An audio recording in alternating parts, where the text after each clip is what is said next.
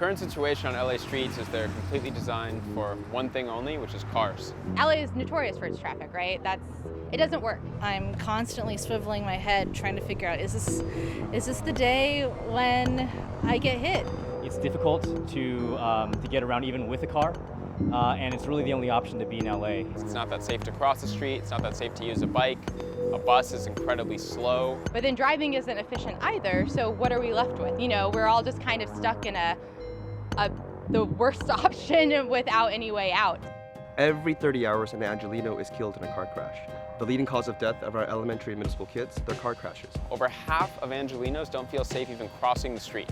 Just crossing in a crosswalk. It's not radical to say everybody just wants the same thing, right? The folks on the south side, as much poverty and density that there is here in people, we just want a safe block to walk on. That a mom with their kid can get on a bike or decide to walk and say, let's ride down to the park and feel okay with it, you know, or to go to work at any time. That they have access to bike lanes, that they have access to public transportation, that all those systems have been revisited by the city in a way that allows them to meet and reconcile their day-to-day challenges.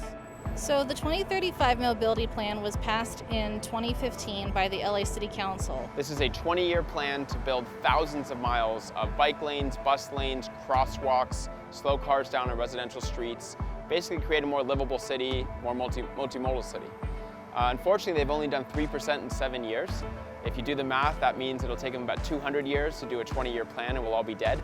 So Healthy Streets LA is a ballot measure that would do one very simple but profound thing. It gives the city the responsibility of executing its own plan for mobility safety. Whenever a street is repaved, then the city must follow its mobility plan or put in even better infrastructure than what's on the mobility plan when they redo it. I think people were almost a little dumbfounded by the need for this kind of ballot measure. The fact that the city had a plan for creating safer streets, but yet it wasn't executing it. If you want to get an initiative on the ballot, you need at least 61,000 ballot signatures. It's actually much harder to get this than you would think, but we got great response. So many people felt similarly frustrated. Oh man, people's eyes light up when they realize, wait a second, you're out here to get more crosswalks built out, to put in safer bike lanes, add in connected bus lanes, express bus lanes. We could have that. This could look like, you know, name your city. People are in love with the idea And want to take action and want the city to actually do its job and take action. So today is the day that we're turning in over 100,000 signatures to the city clerk by all of the modes of transportation that will be improved with this ballot initiative. And that's exactly the city that we want. We're not trying to ban cars, we're not against cars in any way.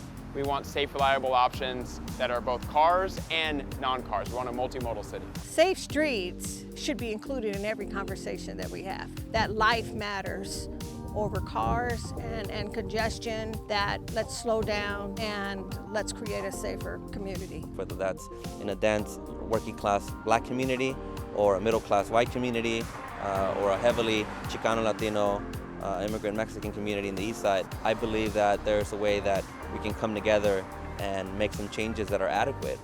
Otherwise, why do we have a city council, right? It seems like such a simple request, but we've had to go through so much effort to really shine a spotlight on this. In a city that it's kind of just taken for granted, this is the way our streets are built and it's not going to change and stop whining kind of thing. All of a sudden, this stuff is in the mainstream media. We know what it takes to get safe streets. We just have to have the political will to do it, and this ballot measure pushes us in that direction.